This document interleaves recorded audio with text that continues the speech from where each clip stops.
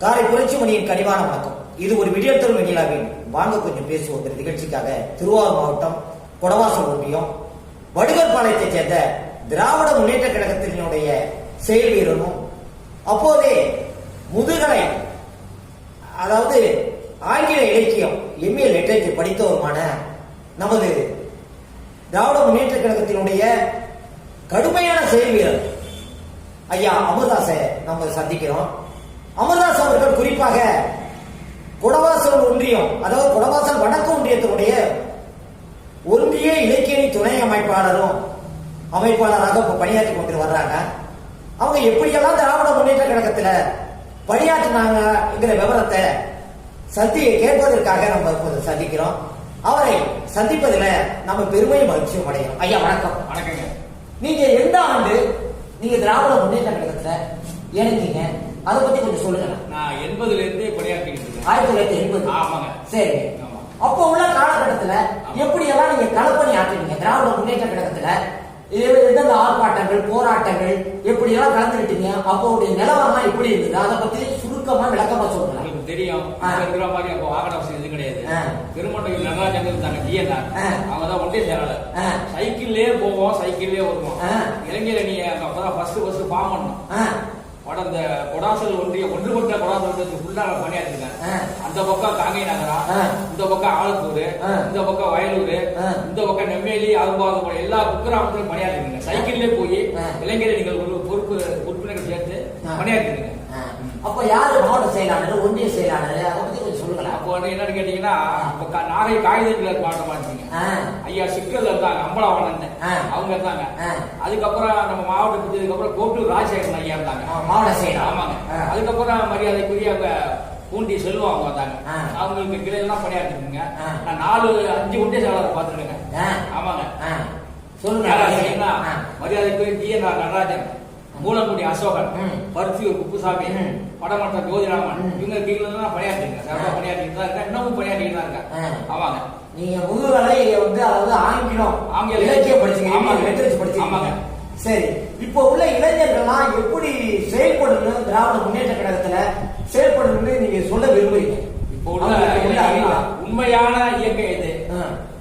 எந்த கட்சி திராவிடர்களுக்காக பாடுபடுது அப்படிங்கிறது உணர்ந்து செயலாளர்னு நினைக்கிறோம். எத்தனை பேர் வர்றாங்க போறாங்க, இந்த பட்டாம்பூச்சி மாதிரி போடுறாங்க விளையாடுறாங்க அப்படின்னு கூடாது. எது ஸ்டாண்டர்ட் அப்படின்னு தெரிஞ்சு பணியாற்ற நான் விரும்புறேன். என்னென்ன போராட்டங்கள்ல நீங்க ஆர்ப்பாட்டம் போராட்டம் மொழி போராட்டம் நடந்திருக்குங்க. ஜனவாஜி போசாட்சியில இந்திய அழைச்சி ஜெயிலுக்கு போயிருக்காங்க. அதுக்கப்புறம் திருச்சி ஜெயிலுக்கு 3 போயிருக்கேன். ஆட்சி கலைக்கப்படும் போது நான் 3 தடவை திருச்சி ஜெயிலுக்கு போயிருக்கேன். என் பையன் 2 பேரும் தலைவர் கலைஞர் தான் பேர் வச்சாரு, இளம்பருது இளைஞர்.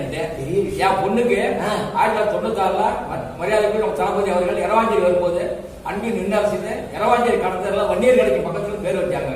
இது எல்லாருக்கும் தெரிஞ்ச உண்மை. இன்னைக்கு நாங்க கழக வண்டிதான் கட்டிட்டு இருக்கேன். இந்த டீ கடை பெஞ்சு சொல்லுவாங்கல்ல, அந்த மாதிரி இந்த டீ கடை முற்று டீ கடையில நின்றுகிட்டு இன்னைக்கு பிரச்சாரம் பண்ணிக்கிட்டு தான் இருக்காங்க. ஆமா, விடவே மாட்டாங்க யாரு என்ன சொன்னாலும். இல்ல, இத்தனை ஆண்டுகளமா நீங்க கல்லூரி பருவத்திலிருந்து இன்னைக்கு 2025 வரைக்கும் ஒரே இயக்கம், ஒரே தலைவர், ஒரே கட்சி, இப்படி நீங்க தொடர்ச்சியா நீங்க பணியாற்றீங்க. ரொம்ப இந்த சூழ்நிலையிலே நீங்க இவ்வளவு உறுதியா தெளிவா விளக்கமா சொல்றீங்க. என்ன காரணம்? ஏன்னா நிறைய பேர் போயிட்டு இருக்காங்க. நீங்க தொடர்ச்சியா இருக்கிறதுக்கு ஏதாவது காரணம் இருக்கணுமா? திராவிட முன்னேற்ற கழகங்கிறது திராவிட கழகத்துக்கு வந்ததுக்கு முன்னால அவங்க கடமை கண்ணியம் கட்டுப்பாடு பேரறிஞர் அண்ணா வகுத்து கொடுத்த பாதையில செம்மையா நடந்துட்டு இருக்கு. அதுக்கு தலைவர் கலைஞர் வந்தாங்க, இப்ப தலைவர் ஸ்டாலின் வந்துட்டு இருக்காங்க. அதனால இந்த இயக்கம் ஒரு மைனாரிட்டி ரூல்டு மெஜாரிட்டிங்கிற மாதிரி அந்த தலைமை எனக்கு ரொம்ப பிடிச்சிருக்கு. அந்த கொள்கை கோட்பாடுல எனக்கு ரொம்ப பிடித்த ஒன்று தமிழுக்காக தான் இருக்கேன். பாரதிதாசன் சொன்னார்ல, காலையில் படி மாலையில் படி சங்க தமிழ் நூலை படி அகப்படி புறப்படி அப்படியே உள்ளபடி படி வாழ்க்கையில் முன்னேறுவது எப்படி என்பதை உணரப்படின்னு சொன்னாங்க. அதை நினைச்சுதான் நான் பணியாற்றிட்டு இருக்கேன். வேற எதுக்காக பணத்திற்காக பதவிக்காக நான் பணியாற்றவில்லை. திராவிட முன்னேற்ற கழகத்தினுடைய உதயசூரியன், உலகத்தில் ஒரே ஒரு சூரியன், அது கலைஞர் காட்டிய உதயசூரியன், அதற்காக பணியாற்றி. அதனாலதான் இதுவரைக்கும் திராவிட முன்னேற்ற கழகத்துல எவனாலையும் அசைக்க முடியல. அதாங்க நீங்க சொல்றத பார்த்தா ஒவ்வொரு தொண்டரும் அப்படி இருக்காங்க. எதிர்பார்க்காம எனக்கு எந்த விதமான எதிர்பார்ப்பும் கிடையாது. தமிழுக்காகவும் அதுக்காக வாழ்ந்து தலைவர் வாழ்ந்தாங்க. நம்ம தளபதியாக நல்ல முறையில 1000 திட்டங்களை நடைமுறைப்படுத்திட்டு இருக்காங்க. கிராமங்கள்ல நல்ல வளர்ச்சி அடைஞ்சது திராவிட முன்னேற்ற கழகம். எதிர் ஒரு தேர்தலையும் திராவிட முன்னேற்ற கழகம் நல்ல வெற்றியை பெறும். எத்தனை கூட்டணி வந்தாலும் சரிதான், யார் என்ன பண்ணாலும் சரி, என்ன சூழ்ச்சி செய்தாலும் நடக்காது. அவர்கள் எண்ணம் எல்லாம் போராட்டத்தால் ஜெயிக்காது. கலைஞர் அணியை யாராலும் வீழ்த்த முடியாது. என்னுடைய கருத்து இறுதி கட்டத்தில் இருக்கு திராவிட முன்னேற்றத்தினுடைய ஆட்சி. திராவிட இயக்க ஆட்சி, திராவிட ஆட்சி. இப்போ அடுத்த தேர்தலையும் திராவிட முன்னேற்ற கழகம் நிச்சயமா வெற்றி பெறுங்க. நிச்சயமா வெற்றி பெறுங்க. அது என்ன கூட்டணி என்ன சூழ்ச்சி செய்தாலும் நடக்காது. எப்படி அழைச்சி சொல்றீங்க? என்ன காரணம்னா மக்கள் தான் என்ன செஞ்சிருக்காப்ல. இப்ப பாத்தீங்கன்னா காலை உணவு, மாணவர் பெண்களுக்கு கல்வி திட்டம், படிக்க ஏழை விட்டு குழந்தையெல்லாம் காலேஜ் போகுது. இந்த பெருந்தன்மையா நிறைய திட்டங்கள் இலவசப்பட்டவர்களும் ஒடுக்கப்பட்டவர்களும் இன்னைக்கு விடியல் நோக்கி பயணிச்சுட்டு இருக்காங்க. அதுக்காக தான் பாருங்க, பஸ்ல பாருங்க பொம்பளைங்க ஏறுது இறங்குது, படிச்சுக்கிட்டே. ஆமா, இலவச பேருந்து மாதம் 1000 ரூபாய்.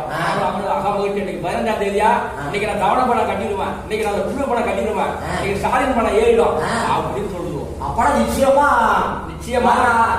திராவிட முன்னேற்ற கழக ஆட்சி, திராவிட ஆட்சி நிச்சயமாக. அது எந்த வித மாற்றமும் இல்லை. வாய்ப்புக்கு நன்றி. கேட்ட கேள்விகளுக்கு மிக சிறப்பான முறையில தெளிவாகவும் விளக்கமாகவும் நீங்க சொல்லியிருக்கீங்க. சரிங்க, மிக்க மகிழ்ச்சி. உங்களுடைய திராவிட முன்னேற்ற கழகத்தினுடைய பணி இன்னும் சிறக்க நாங்கள் சார்பில் வாழ்த்துக்களும் நன்றிகளும் பாராட்டு.